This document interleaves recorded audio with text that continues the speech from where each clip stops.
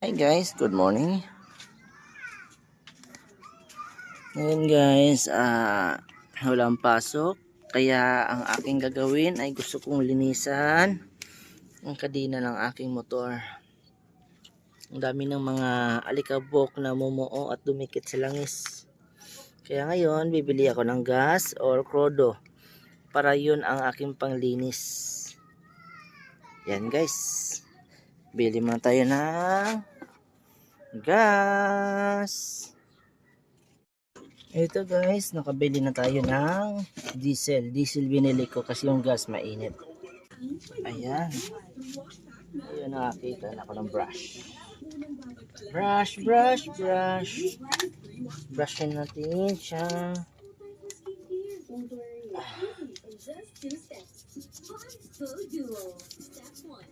Kiskisin mo siya ng brush guys habang alalayan mo siya ng spray para yung mga dumi-dumi matangay.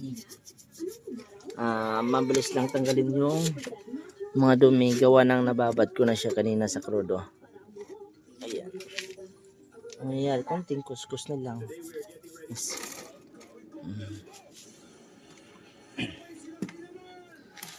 Dito naman tayo sa bandang puwitan sprocket.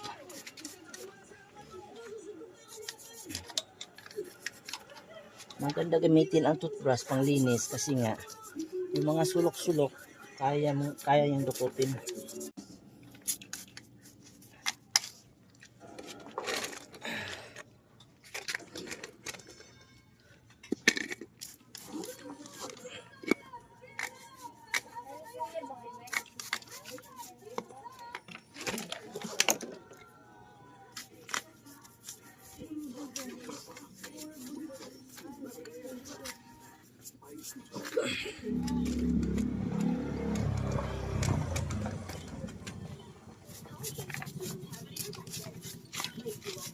Ini ang aking kadena.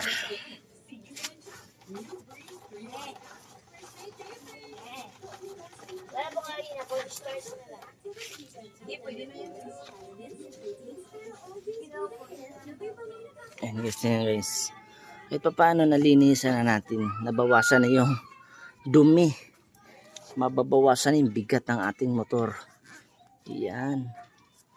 Kahit luma yung motor natin, kung nalagaan natin ng linis, kahit pa paano, presko pa rin sa mata ng tao.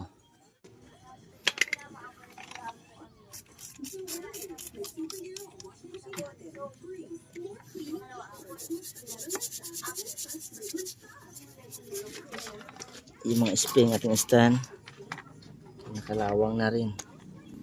Pinisan natin. Guys, washing na tayo ngayon.